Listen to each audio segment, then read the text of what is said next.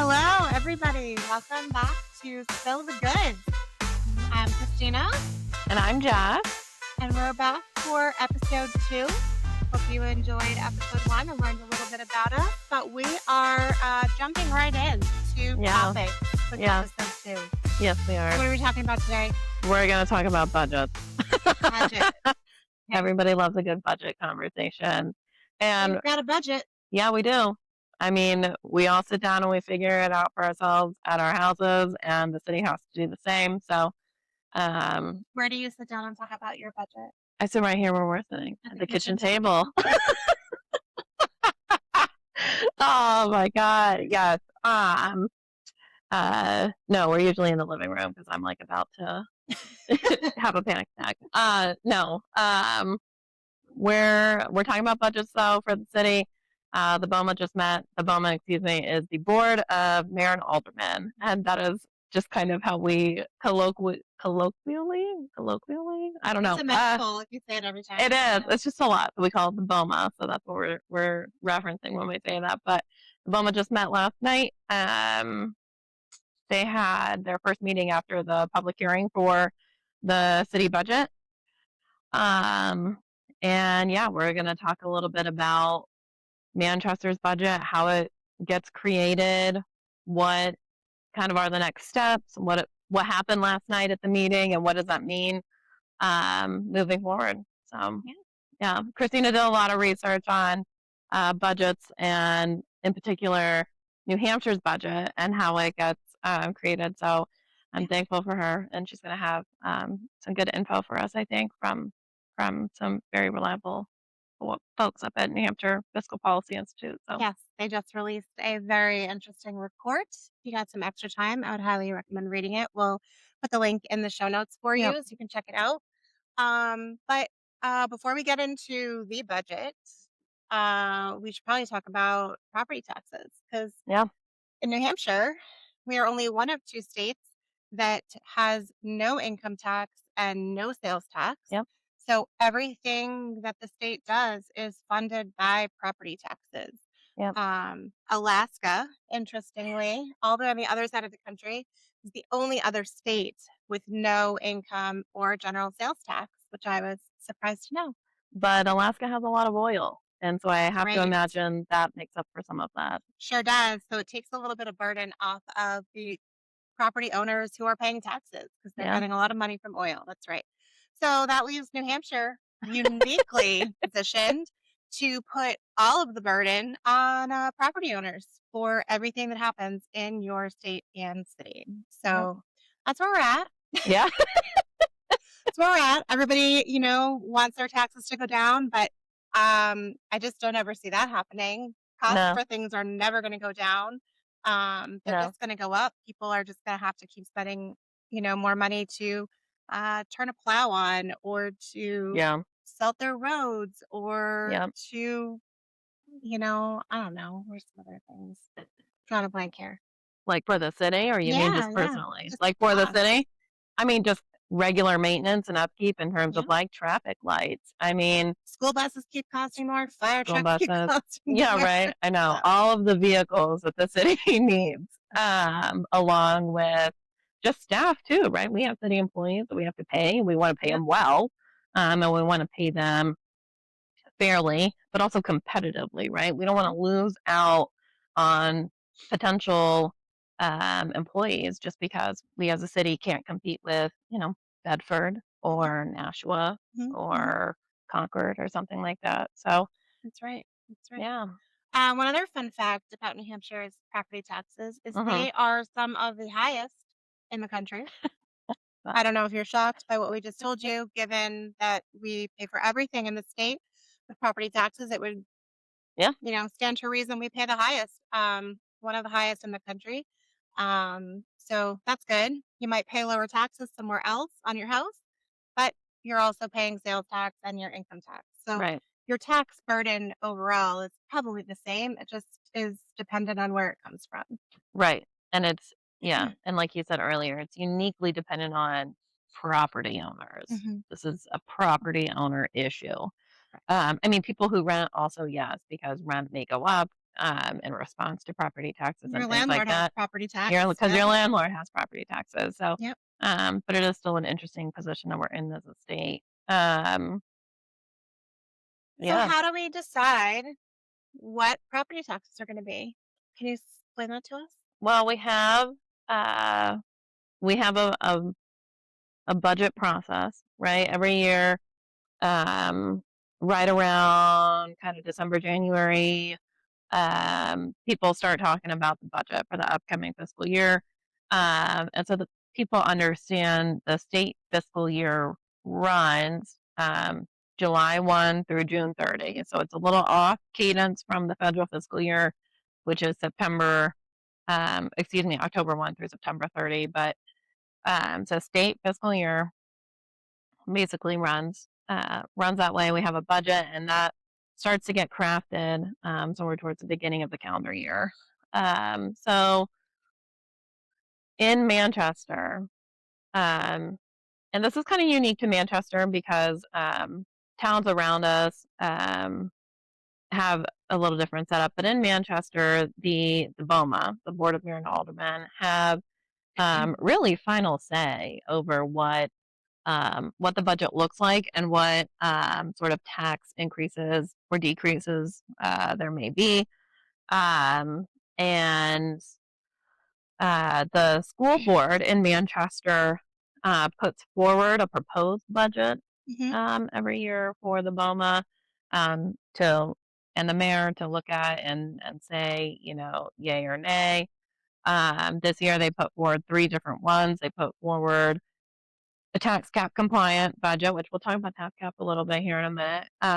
But we're we have to put that forward per the charter. We have to put forward a tax cap compliant budget, as does the mayor. It doesn't mean that you can't put forward alternatives that are not tax cap compliant one way or the other, but you just have to at least have that one there. So they put forward three. The school district, that sort of tax cap one, what would that look like? They put together what they called a baseline budget, which is basically if those reductions had not happened the past 2 years, um, what they would need to where they would be at today, basically. They put forward that one, and then they put forward another one, which they called the fully funded budget, which is if they kind of got everything they needed to really expand and grow the school district, what would that look like? And put all those forward to the city. Now then, and they kind of do that early on because this kind of helps inform the mayor's budget that he puts forward in the beginning of the year. Um, he crafts his own budget. He consults with all the department heads and everything like that, and then decides, where he feels there's a priority, um, and creates his numbers there. He does address the school district budget, but he doesn't necessarily address the line by line item budgets within that The school district budget. overall Yeah, just the number. overall number. So then he puts that forward to the BOMA. They have some public discussion, which we had last week. And then now the process really begins, though, because once that gets put forward, then uh, the BOMA vote and they decide, what they're going to keep in. If anyone is coming up on the BOMA with an alternative budget, that's going to get put forward here. Mhm. And they're going to all have to really think about what are we doing here? Yeah. So you mentioned tax cap compliant budget. Yeah. I've owned a home in this city for gosh, 14 years now.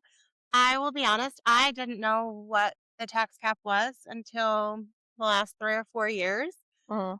So, I'm sure there's some folks out there that aren't familiar with that term, but you hear it thrown around a Oh, yeah, lot. all the time. So, tax caps essentially are the maximum you can Mhm. raise a tax, Mhm. in this case, property taxes for the city.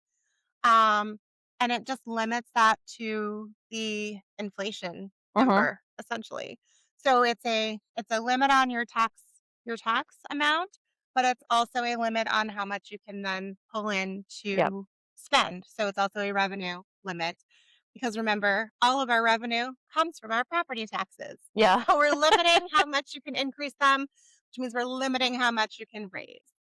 So, regardless of what your taxes are today, if the mayor puts out a tax cap compliant budget, your taxes are going to go up about 3%, Mhm. which is roughly what the inflation is. So, even with a tax cap compliant budget, your taxes are going to go up. Yeah, basically, because So, the cost of living is always gonna increase, which is yeah. what controls which side of it again? The revenue? Which side? uh, Hold on. both. Both, really. So, Yeah. um, what was meant to be a control, um, isn't really functioning because just in general in this country, we have an issue where the cost of living continues to increase, but, It, like, it wages really stay outpaces stagnant, what and it wages. Yeah, outpaces exactly. yeah, it outpaces wages. So, Exactly. um, I think there's an interesting argument for, is the tax cap even working? And just, we have not had a tax cap forever, correct? No, I mean, I think, when we looked it up or when you looked it up, it was, what, like 2011 Yes. it was We've only instituted? had a tax cap since 2011, so Yeah, 14 years now. Um, that's not forever. no. We've done this to ourselves, Yeah, right? And I think we've got 14 years of history of tax caps now to prove that it makes it really, really difficult to run a city and city departments when you are limiting how much revenue you can raise. yeah, Yeah. yeah, I mean, I would agree. I mean, if you're yeah, I get no notes, I guess. Perfect. Perfect. Thank you. All right. Um, So Tuesday, last night's Board of Mayor and Alderman meeting. yes. Let's talk about it. What happened? Um, I know well, you took extensive notes. I took I took copious notes. I think I only have like 5 or 6, bullet points here, but, um, And this uh, is not all inclusive of what happened no. at the meeting. This is just specific to the budget. I'm Yeah, going to try to really stay on on top. topic. We I mean, could digress. we absolutely and we probably will digress a tiny bit, but, um, I think it's interesting. So I'm gonna start with this because this happened pretty early, in terms of, like, the discussion around the budget. Ed Sapienza, who is our alderman, uh, unfortunately, Christina, he was on fire last night trying to demand that they vote Hmm. on the budget, on the mayor's proposed budget.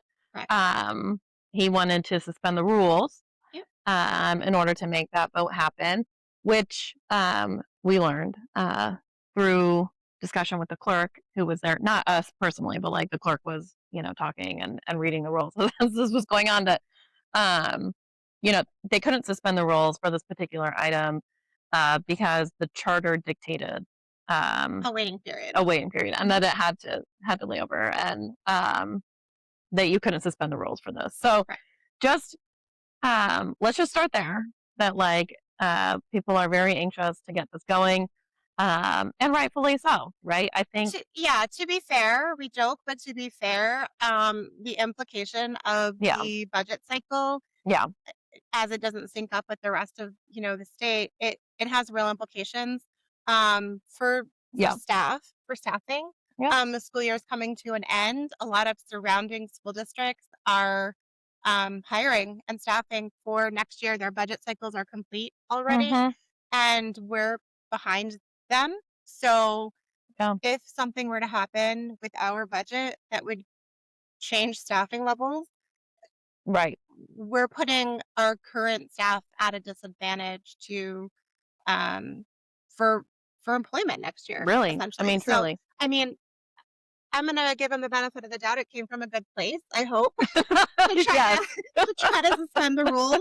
to get Um this going. so yeah, I think it's definitely imperative to get a budget finalized sooner rather than later. Yeah, agreed. And I thought it was funny because during this whole thing, too, Ross Terrio, who's from Seven, Hmm. he brought up kind of spot on what you're saying, in terms Yes. of the schools in particular, that, staff find it frustrating, the budget process taking so long in the city, because the surrounding districts are already hiring, they're already, um, moving and filling those vacancies with new staff.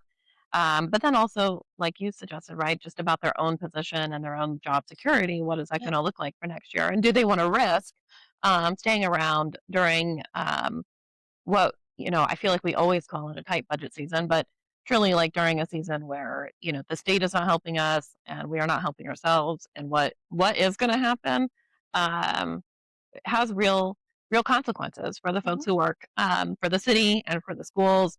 So, I think a little bit of kudos to them for trying to get this rolling a little bit faster. I don't know that I'm as gracious as Christina, but I hope it all came from a good place anyway. And I do agree. I think we need to find a way to change those rules to get this going a little bit yeah, sooner, so that we as a city can have a competitive edge with the towns and the districts around us. But yeah, you know, um, so when we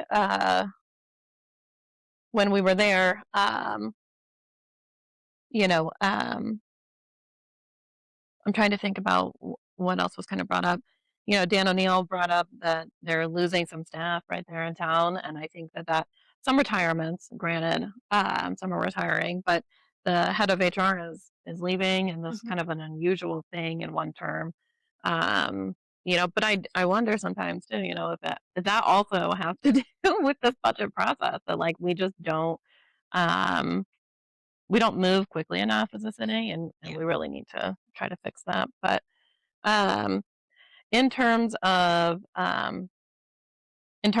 and in terms of funding the the city, I know you've done some research, Christina, on like um, the different departments and how that's going to affect things, and kind of interesting facts about the tax cap and how often it's been broken.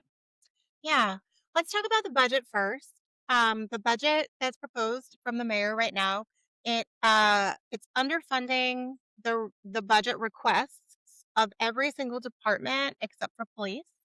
I believe everyone's getting at least a percentage point removed from their budget Yeah, request in the mayor's proposed budget.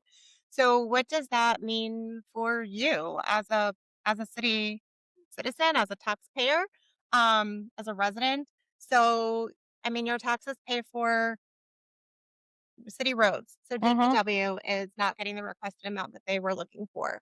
The number that they were asking for would allow them to just maintain the yep, condition of roads currently. I think we've all crashed through a pothole at one point or another. And yeah. try as you might, you just can't miss them. Some of them are Well, enormous. and there's like traffic coming the other direction, and you Yeah. can't, you know, Yep. can't.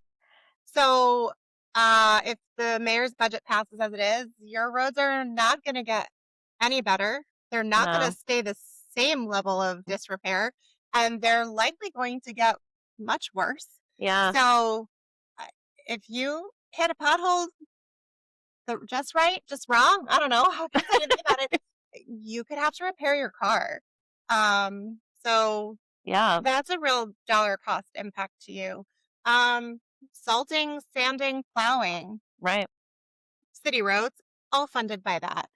DPW budget again covers that. And I mean, do you like your roads plowed yeah. regularly, I cleanly? would prefer I that. mean, our city plows do a great job, but I believe they're understaffed. Yeah, They can only do so much depending on yeah. how much snow we get. We had a lot of snow this Last year, winter. Jesus. And that is stuff you have to budget for. And if you're not funding those departments, Yeah. that impacts you as a resident who's driving, who's trying Mhm. to get to work, who's trying to get your child to school. Speaking of schools, the school budget is currently proposed to be funded at much less than Mhm. their needs budget, I believe, It was even. $500,000 less than their tax cap compliant budget, which we know is already essentially underfunded because Yeah, of the decreases yeah. from the past 2 years. So, So implications to underfunding schools, and these are things that have been floated by the school district as consequences of not having this funding is they might require further walkout distances. yeah, So if your kid currently takes the bus and you're right on that line, They may have to walk next year. Mhm. Um, they are talking about potentially having to cut staff positions, Yep. significant number of staff positions. Yep. Talking about potentially turning sports into a pay to play model. Yep. I don't know if anybody currently pays for sports for their kids, but Yeah. that's not cheap. No, It's a and significant cost for that. And then no. I think even further of implications of something like that, for instance, uh, how many of our Manchester students are getting scholarships for Mhm. athletics or for music or for art, even? Yeah. If those programs are no longer funded by the school district or by the Right. If they city, don't exist. how many children are no longer going to be able to access sports and music Yeah. and art and will no longer be eligible for scholarships relating to those things, which could Right. really impact college? Seriously, and And like, it's going to disproportionately affect lower income families, honestly. yeah. They're going to be No, because less they're gonna be able less to able to cover that out of participate. pocket. Yeah, and we talk about those things and we don't talk about them lightly. I mean, I think athletics are all the things that you spoke about in terms of potentially getting like a college scholarship later. Hmm. Those are the things that bring kids to school every day who might not otherwise be Hmm. there. Hmm. Um, Yep. and when people want to see proficiency scores increase. Well, if they're not in school, they're not going to get any better. So Yep. we need to keep these programs alive and well funded so that students keep coming to school and keep learning the things that they need to in order to be successful in life. Yep. Um, Class sizes could class increase. sizes could increase. They're already like um, they're kind of below. They're kind of right at some of them. It depends on the school, but you really don't wanna see that increase much more because I feel like they're at a point where they're fairly reasonable. Mhm. Um, so you would really hate to, like, walk into a kindergarten classroom where there's now, like, 30 students. That would be not that anybody has suggested that that's gonna happen, but, an increase, at a young age is significant because the teacher does not have as much time to spend with those kids. So, Yeah. definitely this is all gonna impact you, right? And so the point of this show anyway is for you as listeners and as members of this community to understand, um, kind of in a tangible way what that means. The roads are an excellent example because we all drive on them every single day, and there are certain parts of town that are maybe not as bad as others. Um, and good for you, I guess, if you live in one of those areas. But um, I Yeah. think generally speaking, um, we haven't maintained them as well as we could have. When I was talking with Alderman Kawu about um, the roads, he had mentioned that I think the mayor's budget had put roads and DPW at like $7.5 million in his budget, Yep. whereas they had requested 12. Yep. So he almost cut it in half. Like, it's a little less than half of what they're asking for. Like, Exactly. it's insane, um, and we have to make sure that people understand that, um, we're we're as a community gonna come together and we're gonna try to do something about this. And, ultimately, I think we kinda have to reframe how we think about our taxes as our contribution to the community rather than as somebody taking money out of my pocket. Um, you know It's sort of we live in a society, Mhm, and we pay taxes to live in the society and to mhm, partake in society and the benefits of living in a city. I mean, think of the cost to you right. if you are responsible for maintaining your own road. Yeah, right! If I had my own road, Would be so much more money. which happens in places, Mhm. people, like, if you live in a more rural area and you have a long road to get to your house, like, you have to pay for that in some places to be plowed, Yep. and you are reaping the benefits of certain things living here in the city. Um, and it is, it is worth investing in. Agreed. It is worth investing in, and we need to make sure that folks understand that we want to invest in it.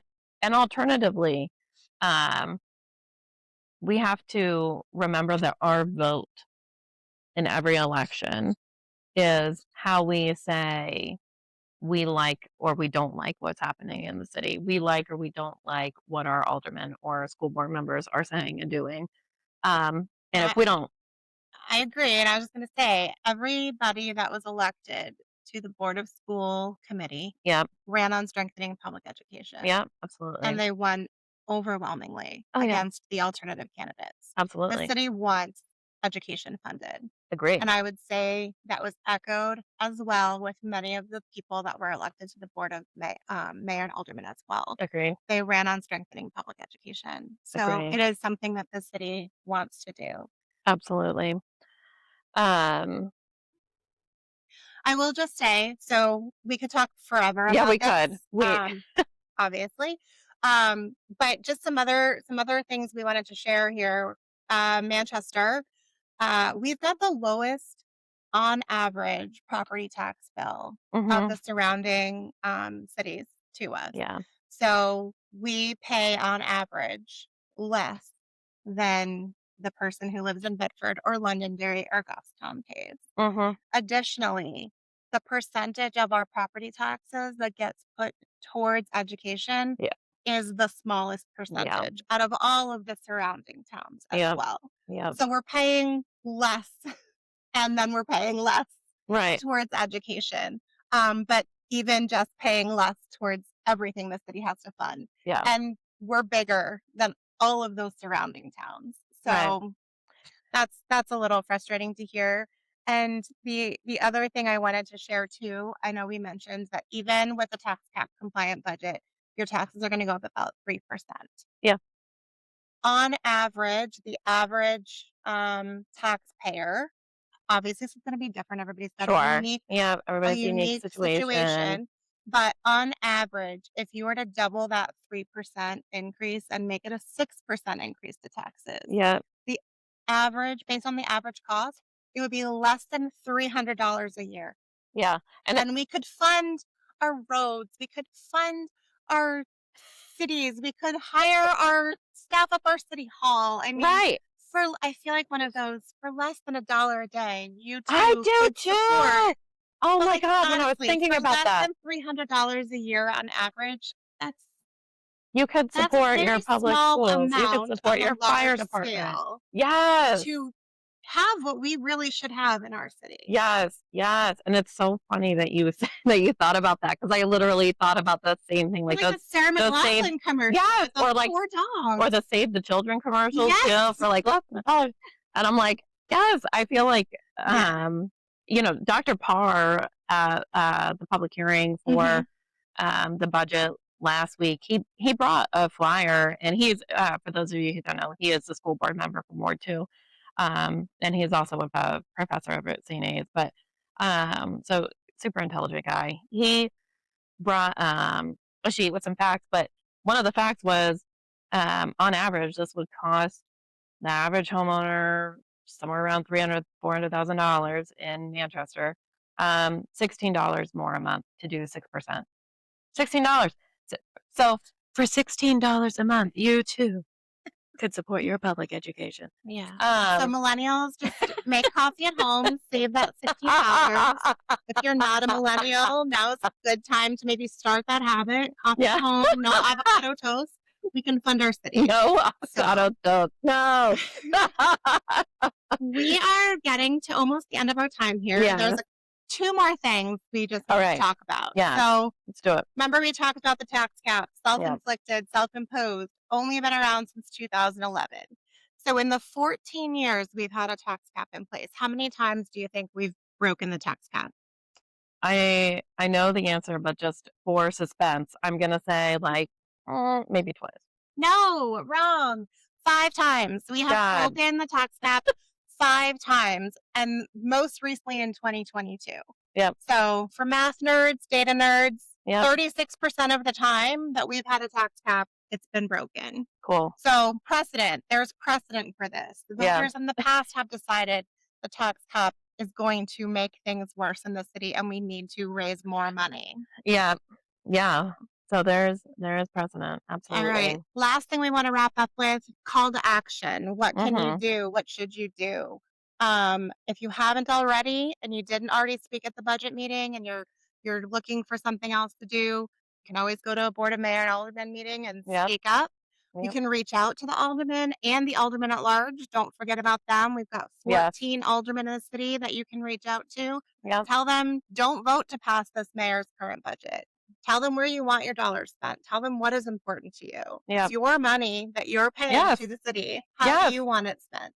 Absolutely. 100%. Tell them what services you Yep. want your tax dollars supporting, right? Yep. Like this is about the money that you're giving the city. Where do you want it to go? And speak up.